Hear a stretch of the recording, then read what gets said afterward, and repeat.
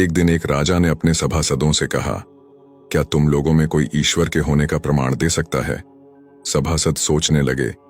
अंत में एक मंत्री ने कहा, महाराज, मैं कल इस प्रश्न का उत्तर लाने का प्रयास करूंगा।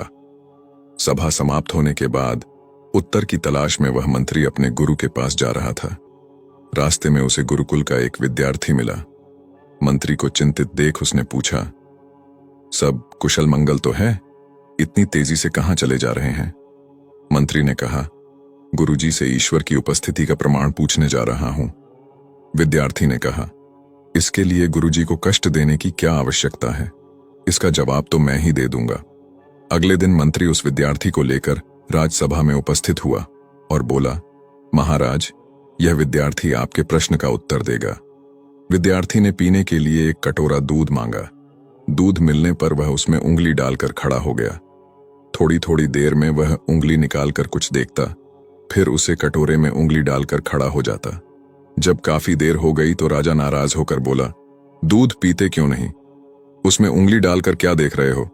विद्यार्थी ने कहा, सुना है दूध में मक्खन होता है, वही खोज रहा हूं। राजा ने कहा, क्या इतना भी नहीं जानते कि दूध उबालकर उसे मंथन से मक्खन मिलता है?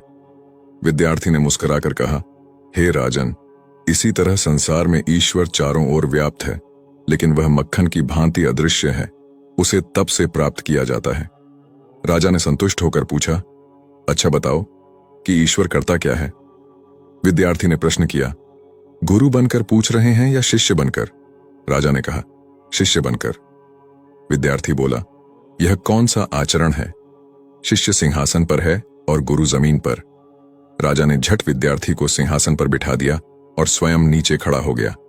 तब विद्यार्थी बोला, ईश्वर राजा को रंक और रंक को राजा बनाता है। शिक्षा, ईश्वर की प्राप्ति केवल सच्ची श्रद्धा और भक्ति के द्वारा ही संभव है। अज्ञानी केवल तर्क वितर्क में समय व्यतीत करते हैं। ज्ञानी जन ईश्वर की प्राप्ति के मार्ग पर चल भक्ति आराधना करते हैं और जन मन साधारण की सेवा करते हैं, भलाई का कार्य करते हैं।